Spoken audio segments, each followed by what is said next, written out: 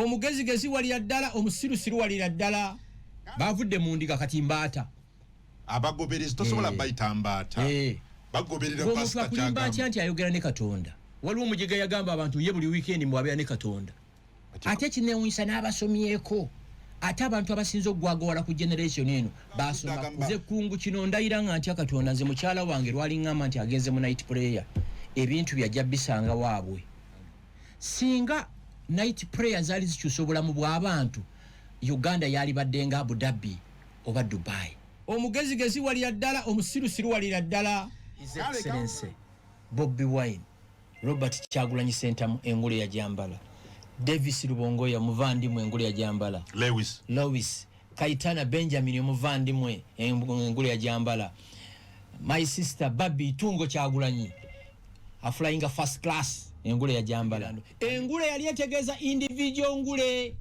omugezigezi walira ddala omusirusiru walira ddala yes abatuuliza ku radio 4 radio 7 ne radio 8 Masaka kansubire nti mwasuze bulungi lero enaku z'omwezi meka takusomezeri 18 lero enaku z'omwezi 18 November omwaka guweddeko omwaka gugenda mu bulamu bwange sirabanga mwaka guddusenga mwaka guno sigulabanga twali twakaguyingira sigulabanga ne bwoba oyina ebyengera Allah byakuwadde Isaka tambala maaso ate bwoba oli mulamu kyekisinga obukulu bantu bangi mubalaba mu mamotoka ag'ebbeeyi maka amalungi naye ng'ebizibu bye balimu toyinza nabitegeera osanga omuntu ng'alina kansa ali diabetic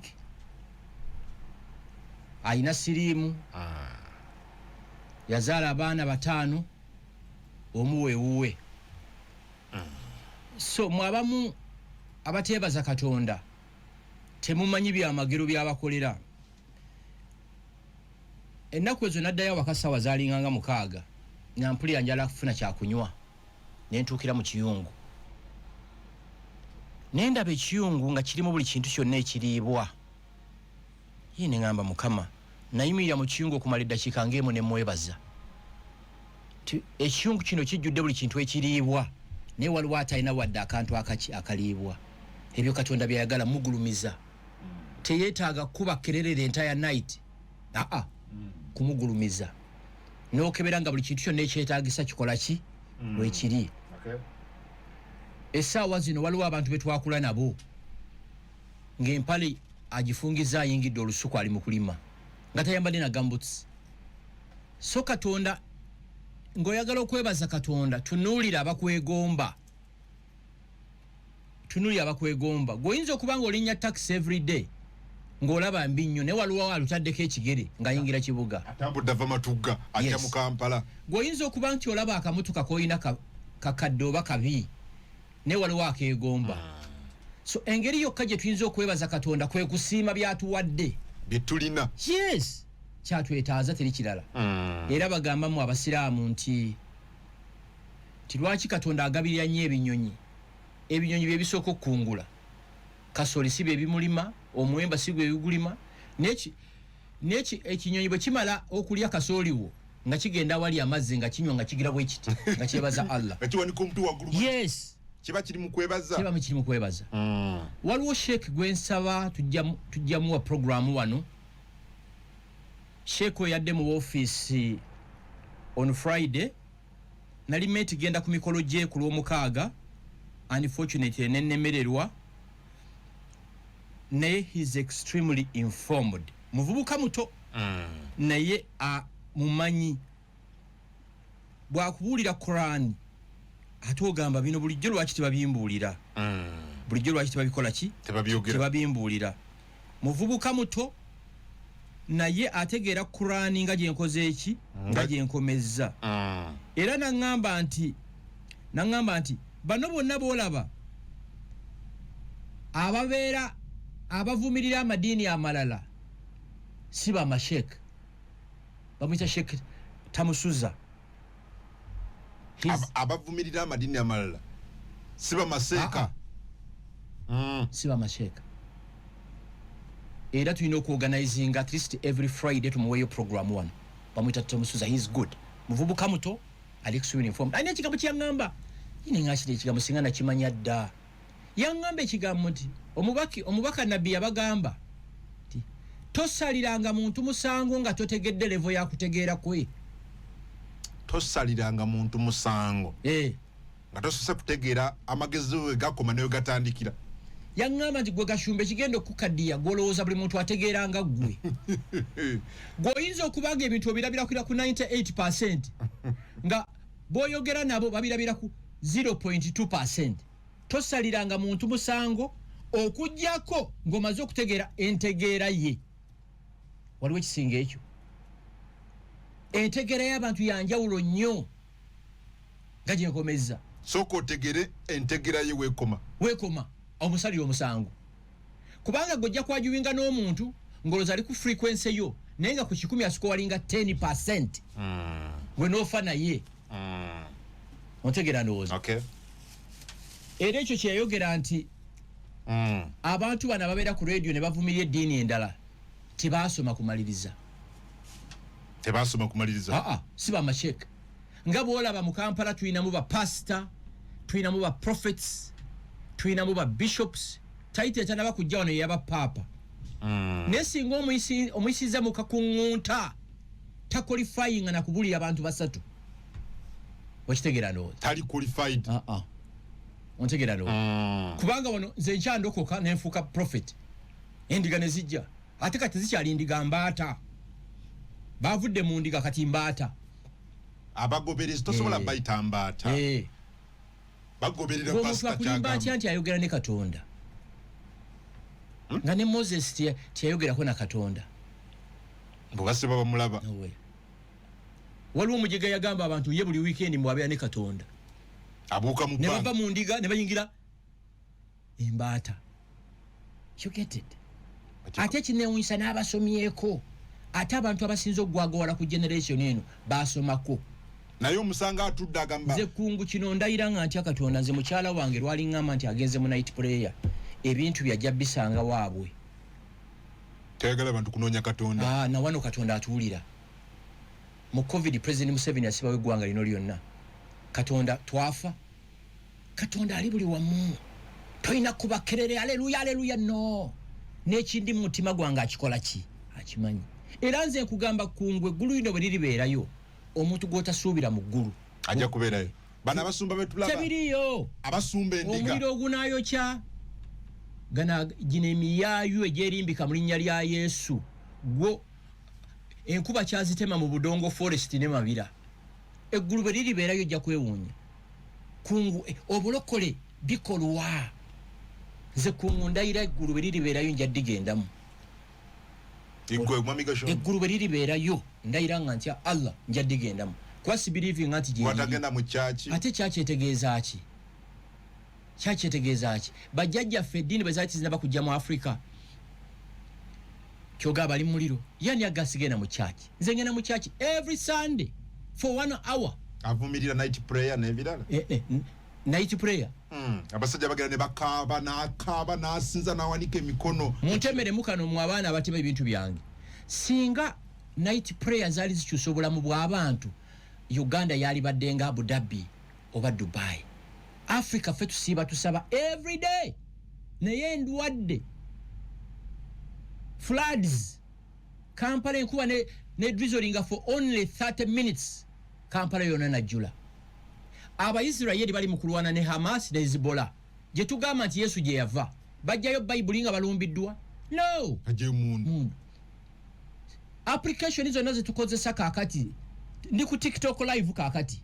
Yakolebwa mu Uganda? No. Ulira. Instagram ya mu Uganda? No. Twitter ya mu Uganda? No. Amasimu mwenage mwinage mundabirako essaawa zino. Liwali bakolera wano. Tewali nsi yali ekulakulanyirwa Sara. Teriyo. Jimbulire nve mu studio.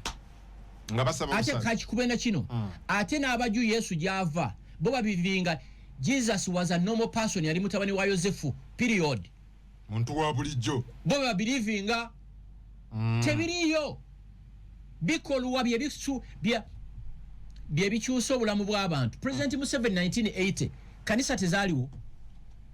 Krezia tezaaliwo lwaki yalumba kasiku tebiriyo abaana abato abampuliriza gwe ne bwono okuta omutwe ku ttaka nze mbirivinga bwe nti wake up every morning say a prayer for 3 minutes go and hustle temutawaanya Yesu kumulekaanira kiro mutegeera nsaba ki akugamba nti saba ye bw'aba ayagala sente mwe bazijjako nakano mukantemeremu akugamba mbu he is protected by the blood of Jesus ayina paratuni ya polisi n'amagye emukuuma gwagamba muteeka kastika ku motoka eno tojja funa buzibu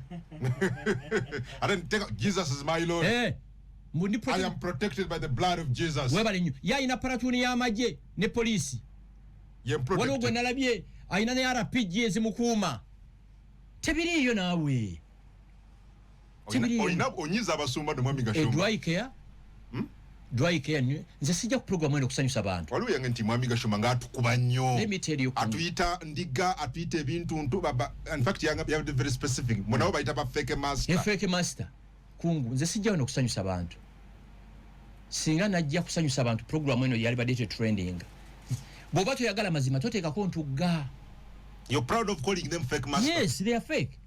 Kati oba bakola byamagero tugende mulago wali abalwadde ba cancer wali abagwa ababoda boda batambule lwaki pastor buli lwasindika mbu fire owa kamera tagwa bera mukutte come again ndagayo wa cameraman nga recordinga pastor yeri yagudde bano be bagwa cameraman yetagwa obata bako mizimu giriwa demon nze nsibawo njagala ngene mu church yonna muje ndabeyo pastor asindikira fire ngwe ngangwa nche Gashumba oyaga ochallenge ba pastor bonna abayina amanya agenja zate nambanyi genyina ga bajjajjange ba sisters bange gukka bajja kudduka ajja basindikira fire bali basindika fire ndi ready mumbulye pastor yenna tugendeyo basindikire fire nze Gashumba ngwe I'm protected by my ancestors okitegera ndowooza tekiriyo sisobola kugwa kubanga nabo bakimanyize siri mujega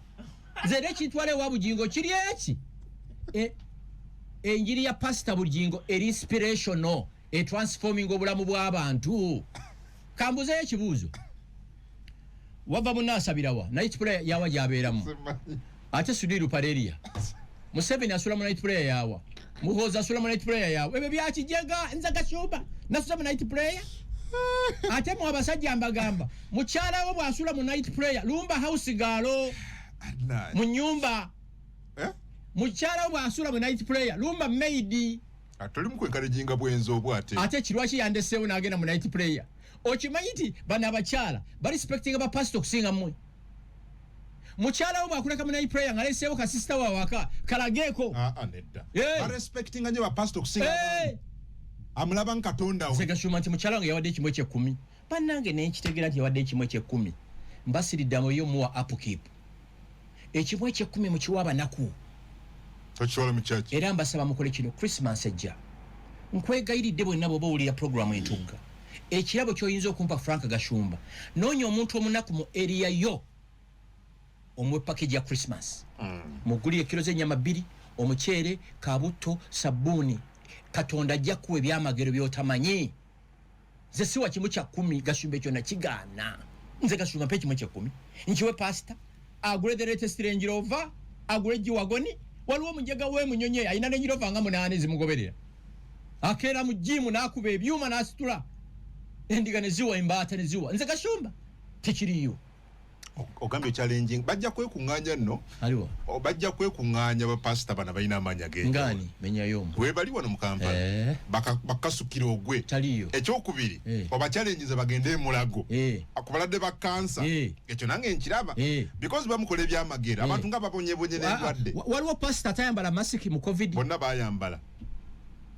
bonna bayambala ne gloves abambasa ne gloves kakati ogambo kyati owonya cancer n'olemwa covid tebiriyo nze netegerera I'm not a fool for Christ because singati ndwadde mu gwanga because bali geze mbuli dwali simple example ya Israel je batugamba nti Yesu je yazalibwa ekosa the latest technology mu mwezi gumu ya wiping out ba leaders ba Hamas ne Hezbollah yakwata bayibuli yes the spokesperson joku weekend kiringanga fe kitaffe twakulira teri musajja mu Buganda atayina kisi oba ejjambia oba omuggo mu kisenge kyo obeffumu otegeera bwe nga balimba gwe nze Kashumba no way tosobola kuwacha 10 agulete Range Rover sisobola tubeera nabo nga bajoga nyina gwe nagenda naye rumwe Dubai ngali mu first class endiga yeri kuka boda eyambade sipemo ya bulwenda la myufu nze Kashumba no way ali ku sende za ndiga yenjirisa zambata zisiali za ndiga zambata kati tebiri yebyo tebiriyo teri pasta iza kumusabiranzi toyagala kuteekako mikono nze kisooka Katonda bwava mu ggulu asookera Rome ewa Pope n'ava ewa Pope n'ajja e Rubaga n'ava e Rubaga n'agenda ekitovu wa Bishop wange bayina amafuta bagamansira bwegatti waliwo omumanya ali ku lw'entebe eyo wali wagendanga n'akacupa ak'amazzi n'agenda n'okamwa n'asooka akasabira n'agakuwa n'ogenda nga weemansaako edda nga nkyakwana waliwo girlfriend yajja awaka nansanga olive oil mu kiyungu n'angamba Mr. Kashumba ono nga ye oil gwe batusiigako mu kanisa oyo oil bamutunda mu supermarkets wali olive oil agula wali yamusanga mu kiyungu nanga Frank gano nga ge mafuta ge batusiigako mu machachi nimugamba no olive oil bamutunda mu supermarkets wali batulage consignment ya oil oyo nga ava Israeli tibagikiriya linze tebiriyo ulira ekisooka I'm not a fool for Christ tubache kitegeeza bobere fool for Christ buli pastor kyakugamba oba buli prophet ogenda nacho sakugamba ya fixinga 16 billion kwa county omugire wano tayina wadde kakiosi kakatunda ebikwanso ekira I'm not a fool for a politician zenetegerera they challengeable subject to being challenged yes omuntu yakagwe challenge ngali omu Katonda yajja yenjuba ku macha n'aleeta omwezi eyatonda ennyanja n'ebibira eyatonda ensozi ulira eyatonda ensolo enkambwe n'ensolo ez'ekisanga embwa oyo yekka gwe tutachallenginga ye muntu yekka agamba nti kungu leero tebuziba bukaziba waliwudde ku kye bayita holy water galiwa mino lwenzo oli wava basumba bagaba holy water bamansira mubeera bwe muntu mu church ne bamansira bajega babwe sinze holy water sobola tekiri ekyo tekiriyo ate nga nkulayirire eggulu bwe liribeerayo ndirimu ebyo ekinatwala mu ggulu bituli ku mutima kuyamba baanako bamulekwa ba orphans kyekijjo tutwala mu ggulu si buli abagamba nti mukama bali abo bakabaka bwa Katonda waliwo ngambye lwaki siwasa hajati zula yani hajati zula oyo ali mu kugula ne haji lero bakomyewo bali mu high court actually kyolunaku olwaleero nenze omukyalo wange mu kaseera akatuufu mujja kumumanya bakwagaliza hajati zura sisobola naye alikukoledde kino kankikubuulire waliwo abagenda okunyiigira kankireke tukyogere obudde tubulina tukyogere twagamba ku ntugga twogera buli kimu si buli kimu actually ku ntugga wano soogerako na 7% ku byemmanyi waliwo omukulu w'omugavumenti yaga Kashumba oyo tajja kuuma byama soogera na 7% ku byemmanyi ku hajati zura kyogere ekyo ebyo nabiwulirako simanya yakwata omwana biki ebyo naye oyo omuntu amukwagaliza hajati zura simusobola nze mukyala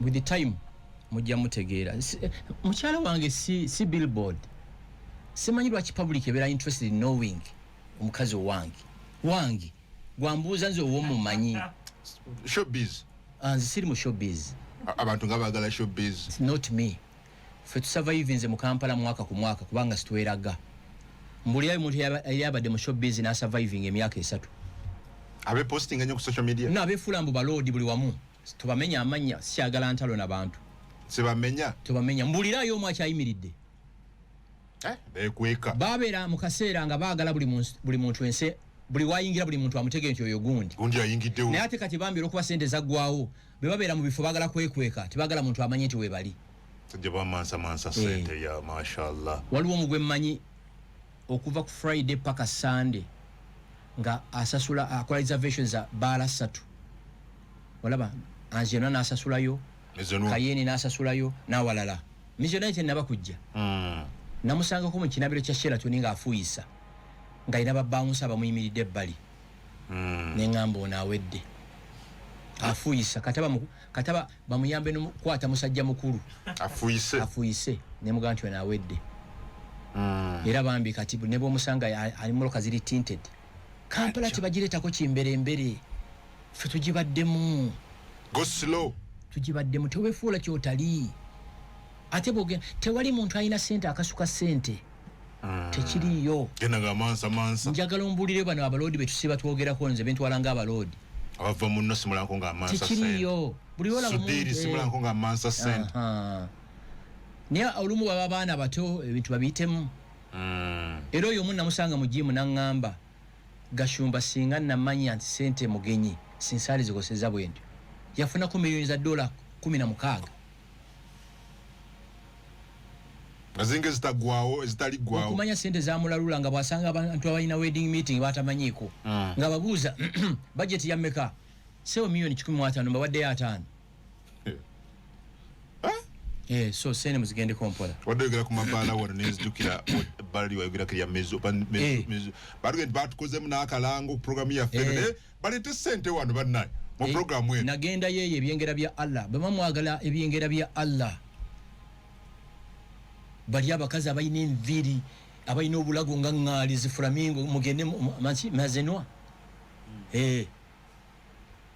eŋŋaali eyina bulago bukomenu wewe neti batundayo mwenge gwa layisi batigukanga nnyana bana babukanga ennyana ebyengera bya Allah hasajja beyaga nali yagadde okuddayo nayenze ki neshisha yangoba asinsobola ne lwaki ogenda saidi ya shisha nange ntino ogenda wonna abaana banywa shisha nga omanyi tanka zine zirwana tanka zino bebegenda okulwana eyinza okumala essaawa 6 kwa idling ng'efulumya kikka abakazi abalungi n'abavubuka balina ssente ne moloka ensajja Uganda abantu balina ssente era gwe batolina ssente werwaneko ngwera okakasa nti abantu balina ssente njagala ovuge emmotoka mu Kampala muno from Friday to Sunday emyenge miliyoni 3.8 olina gwe chupa ze 10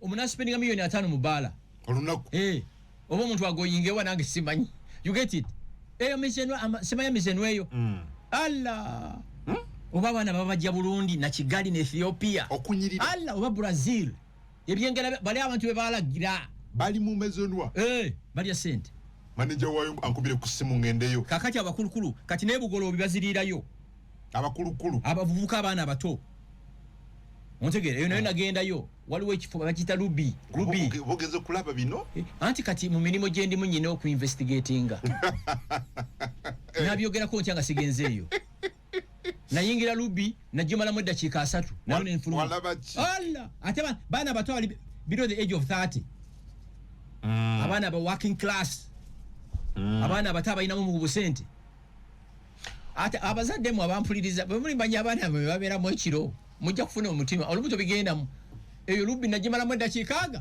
nenfuluma 10 nenfuluma 10 anti bawala baffe baliyo abaana betuzadde tolondoola baba muzadde mujja kusoma mwana nga zina bend over n'omuyayu otegera ndoze ofune pressure ye wangu Allah genda ku Ruby ebugoloobi emmoloka zisimba okuva ku village mall paka waggulu paka ku Middle East ekiri wali batikuka my God batukola olumu ne baggala nawo tiwajja abambadde buno bwe buti zirize baalagira December tetuuse sagala gendayo era bwe batolina ssente toyitayo ojja funa akasajja ojja funa ettima ku baana b'abantu abalina ssente eggwanga lina abalina ssente balina ssente ate kati bagiddwa kano striping tibakyatambula na cash mashini swiping well waliwo naatulaba Musumba atugoberera nnyo program yafitagivaako papota yagala muyita Musumba ye nabbi ali ennyina bamuyita nabbi Michael Kiganda nabbi wanyina akugambye kwali okwakulaba ali ku TikTok awo nabbi wawa nabbi Michael Kiganda akugambye nti tell Frank you can't take people where you have never been ngawa obugagga kakati oyo nabbi. That's why a man of God who has never touched 1 billion shillings can't pray for you to get it. Kati ulira. Same is true with the cars, big houses and others. Kankubulire ekisooka si nabbi. Tiwakyali nabbi. Obwa nabbi bwakoma kuba Nabbi Muhammad.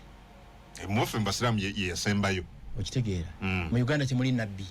Niyaayo. Kati oyo akugambye nsibeewo omukono gwange.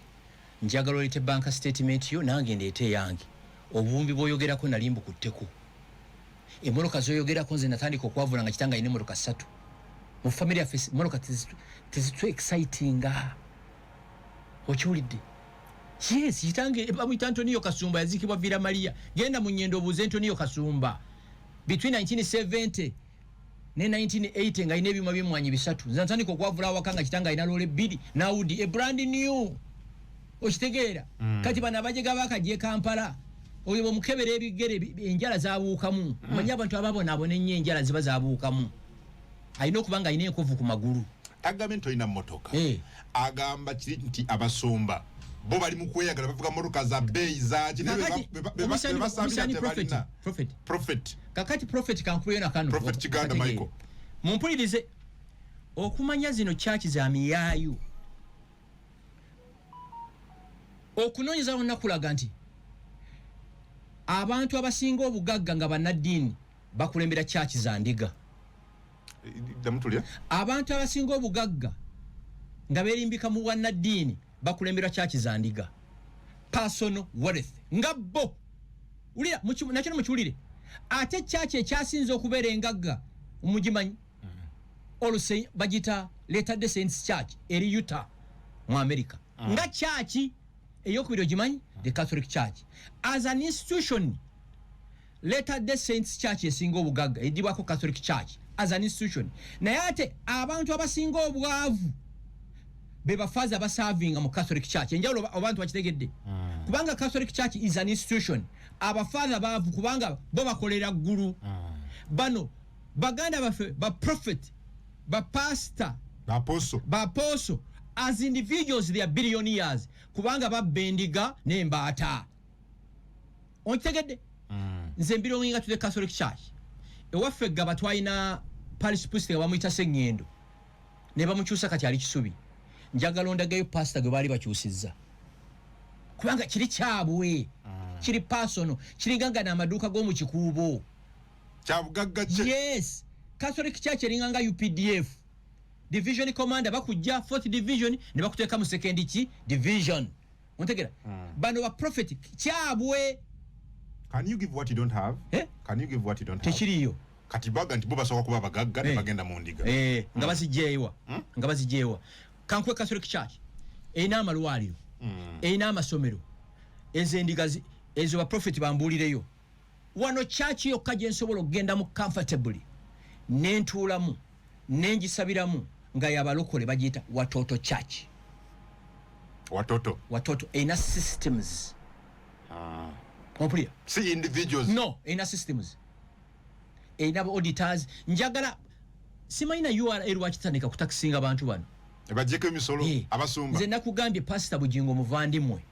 Mwagala nnyo nga gye nkomeza. Ekyokubiri enjiri ya Pastor Bugingo eri transformational yakwekulaakulanya.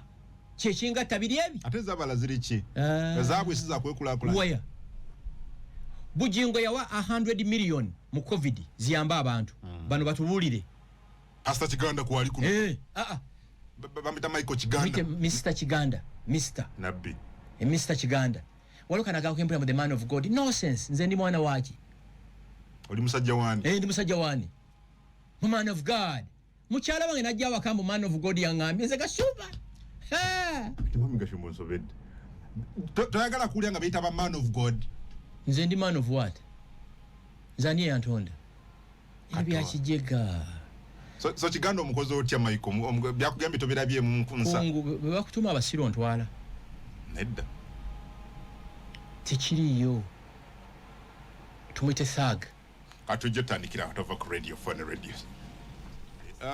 Tugende buterevu nakulabye Mwami Kashumba nga oyina mwe masinkanyi ba elders. Yes. nga council for abavandimwe ku nsonga zammwe z'abanyarwanda. Meeting eno yabadde mbaani kigendererwa ki?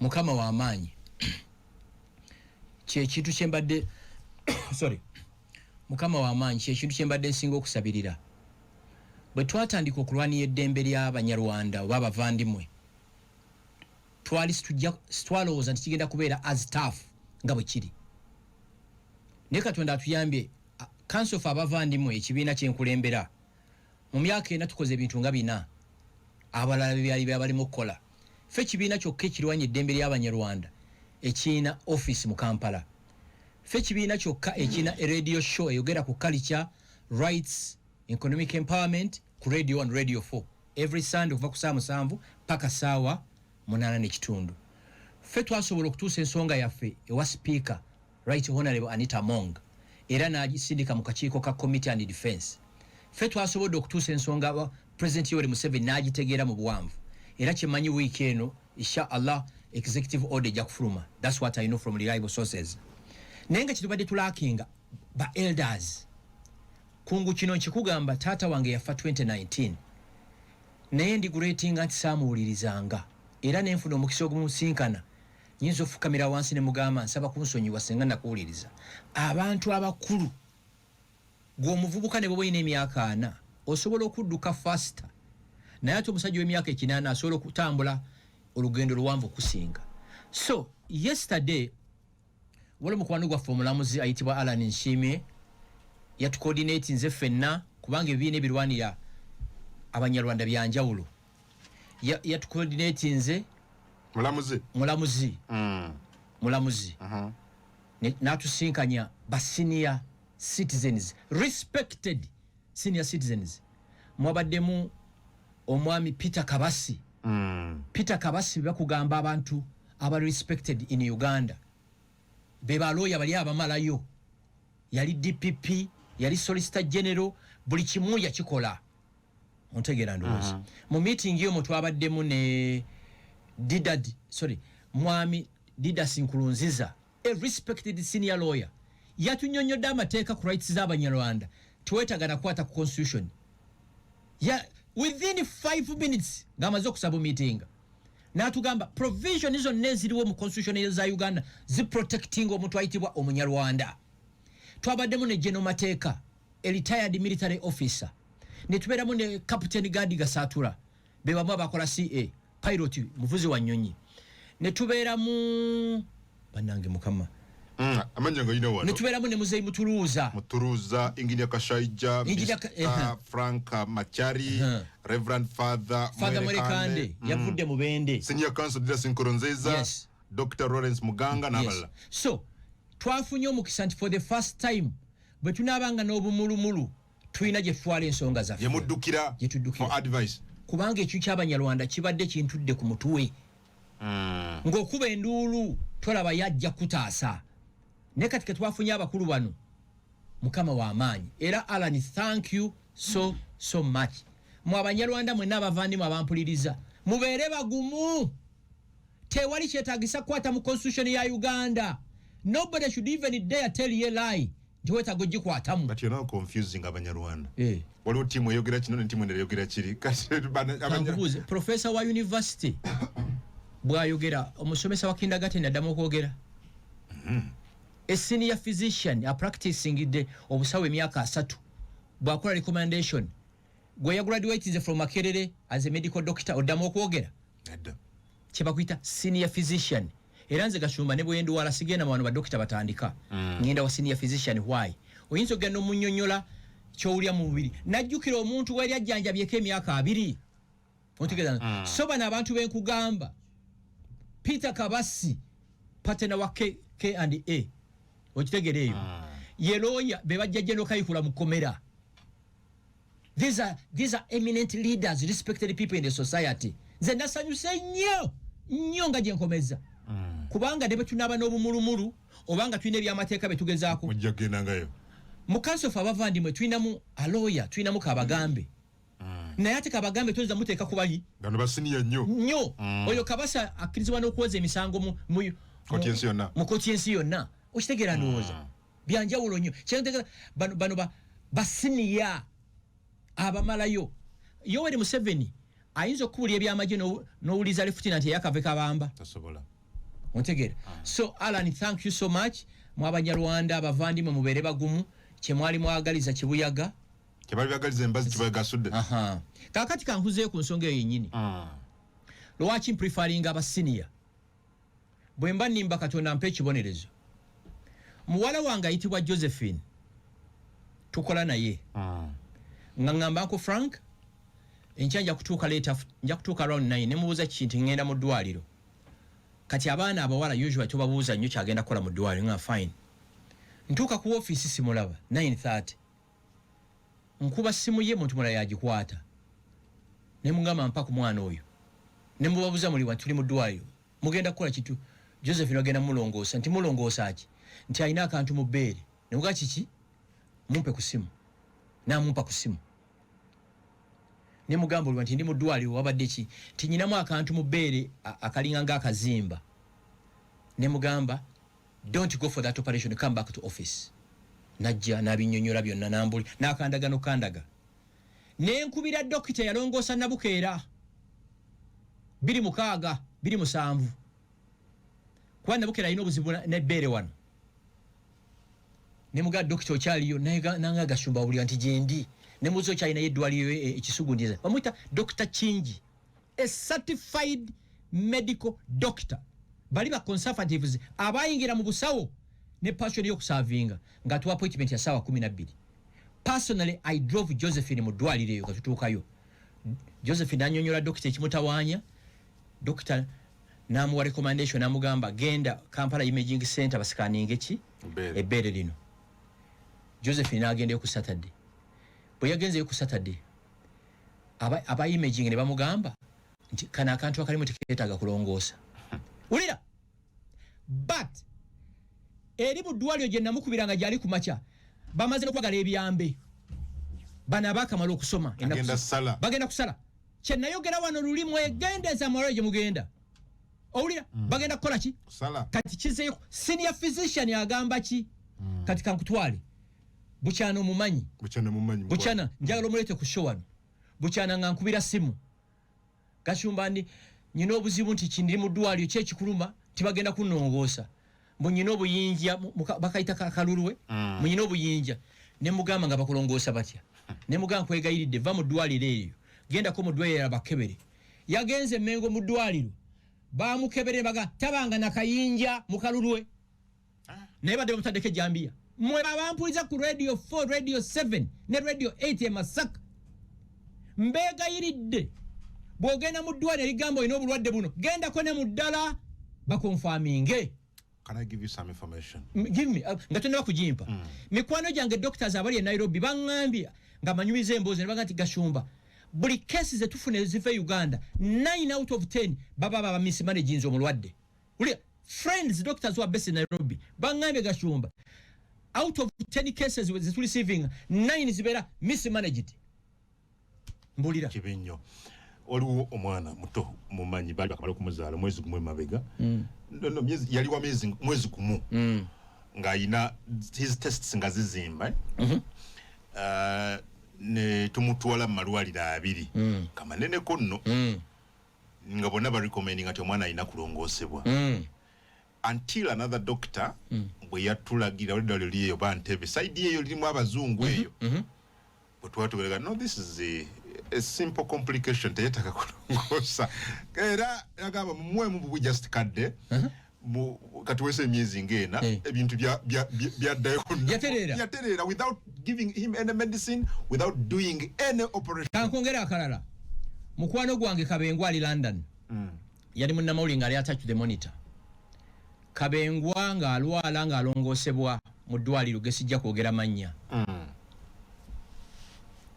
neddala embeera ya Kabengwa nga tetereera ne tweyiya ffe naye n'afuna visa n'agenda e Bungereza era kati gyali abasawo baamubuuza emirundi 6 baani abaakulongoosa nga baaga tugenda kumanaginga nga baagala kulaba baki abaayonoona Kabengwa mumpulira they tamper with your system nalabya ku TV ezimu nga kitongole kya Ministry ya Health ekisupervising oba amalwaliro bagudde ku kaklinika eyo bakyotera ng'omusajja yefuula omusawo azaalisa akuula amannyo n'okulongoosa. You get it?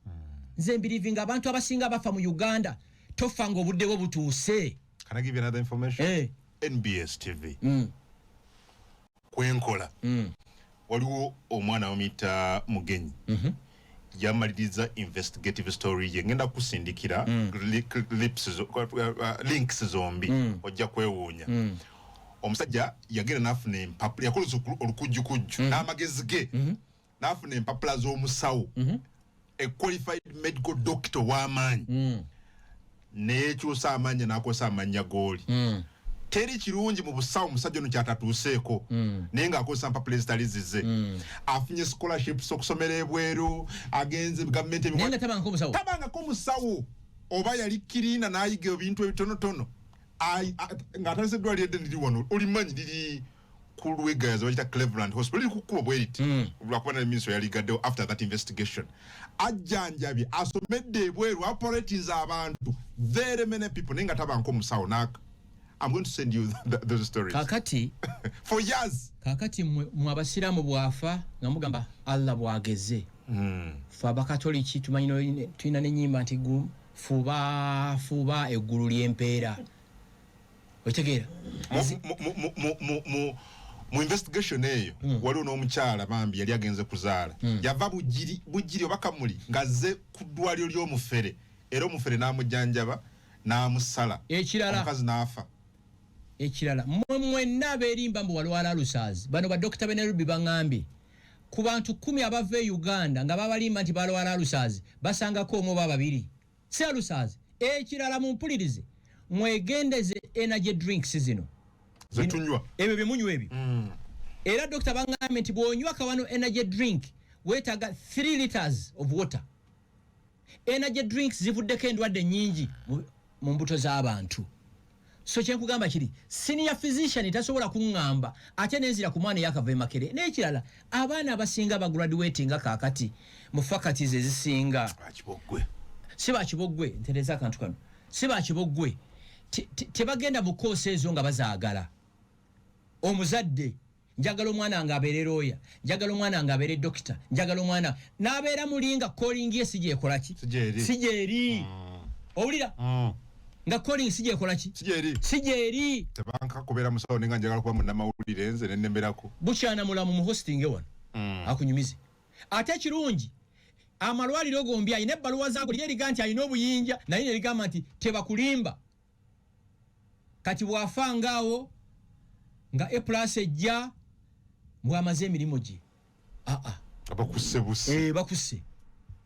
bakusse wali wegendeza nti abakazi kati out of 10 women you meet musambu abo abalongoosa abagenda okuzaala n'omukazi asobola okusindika omwana bateekawo embeera bamusala omanyi lwaki bafune ssente.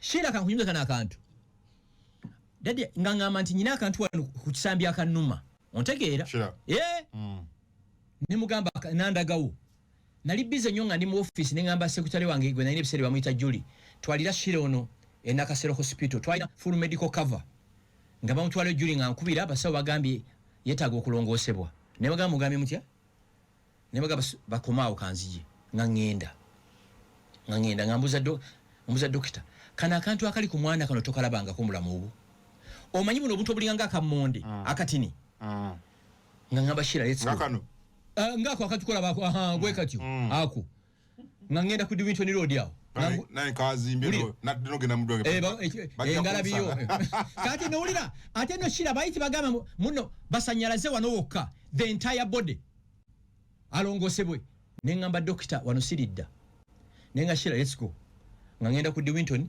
nga ngula antibiotics ontegera ndowooza nga nkubira mami mu kyalo nangamba ati funa omuzigo omuganda ofuna omunyali ogumanyi kati ku kyalo okunenoonya abantu abafumbisa enku ebbunga nga ngufuna nga tabika omuzigo ogwo n'omunyali mukasiigeko bwagenda okukyanga kafulumye naye bali batwadde biru ya 2.8 million olya bayola buyozi sente nabana abawala boolaba out of 10 girls you meet 7 baba sobola okwezaalisa naye bakugana mukazi w'okusindika omwana bamulongoose bakube biru ya milioni 6 alemereddwa eyo simu ka Uganda gye mwali mubuuza katukole ki mu bufere bw'ogenda maaso olova lino eggwanga lyafa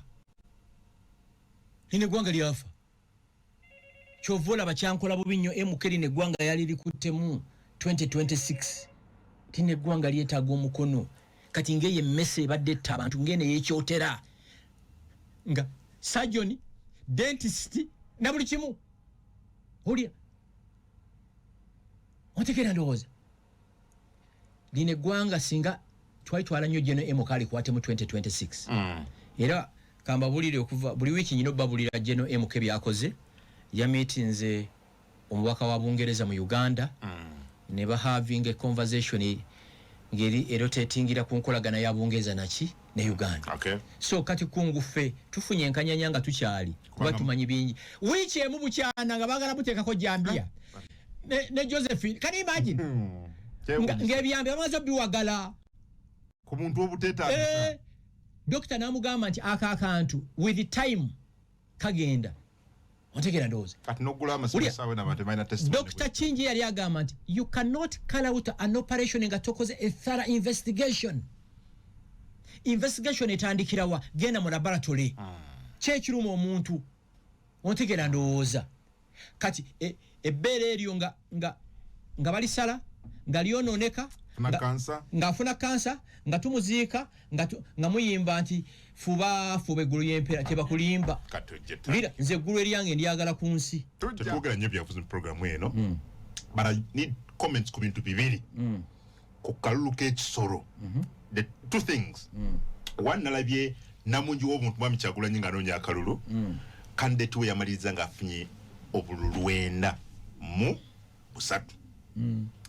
aba NRM ababiri NRM flag bearer ne NRM independent leaning obulu bwe combined buli 900 buli 900 and I'm wondering why ekyokubiri Mwami Museveni mu kampu ye yalesa abantu bombi eyawangulwa gwe batawa flag ne gwe wa flag akati ono ye flag bearer ne nono naye waffe mwana kati yalinganga omwana w'omukazi ow'empeta ate n'ozaalayo n'omwana ebbali bonna babeera baana President Museveni amanyi nti emivuyo mingi egiri mu primary z'NRM akimanyi bulungi era ebyekisolo byaprovinze nti NRM esobola okuzanyira mu primaries at the end of the day omuwanguzi n'abeera mulala ndowooza tutandise okutestinga ku 2026 tutandise ogitestingako akalulu akagenda okusinga okunyumira Saabalwanyi Yoweri Museveni ye 2026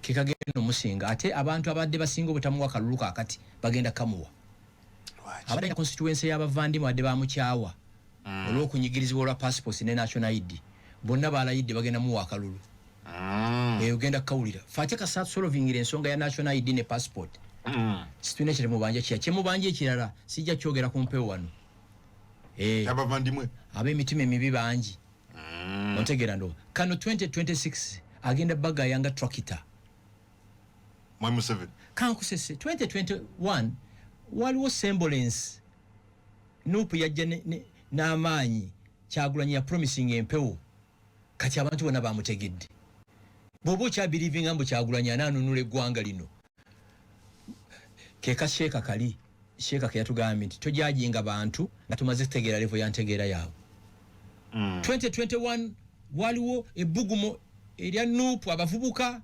ng'abashuwazi nti ajja kujjako dictator yatugamba okujjako dictator dayininga na dictator Kampala yonna bagiguze bagimazeewo mwabatuwuliza bwe mulimanya abaana bano obugagga bwe bafunye ku mulembe gwa Museveni muli batwala 10 2026 it's done ate kino kaje bagambe Yoweri Museveni Tata Muhoozi Saabalwanyi kasita agenda n'apiikinga empapula za nomination manya president elect kachiwedde so Kisolo was a precursor Kisolo ebadde nga testing 1-2 ompulira ndo ate n'ekirala abantu abamu bajja kulala engezi za Kyagulanyi kulaba afaanana numbers etoleko tezalabiddwa mu ballot box tebiriyo omuntu omulagwa njagala tuleete wano atujja kyogera privately ku mpewo wano ajja ku addinga value ku shows affe wano ontegera ndo wana Uganda bamaze kulamwa mchagulani wana Uganda bo muntu asibanga basamalide baraba tractor sende kubo ne buziba era fe chovola nga tukyali mu muke ame twagane ekyo kye bayita kuleeta abayimbi ku invents zaffe twagala tumanyaga amanyi gaffe gali gatya kubanga boleeta omuyimbi abantu babaze kulaba muyimbi ebiseera bikola ki ebisinga sekyekisoolo it's not news to me.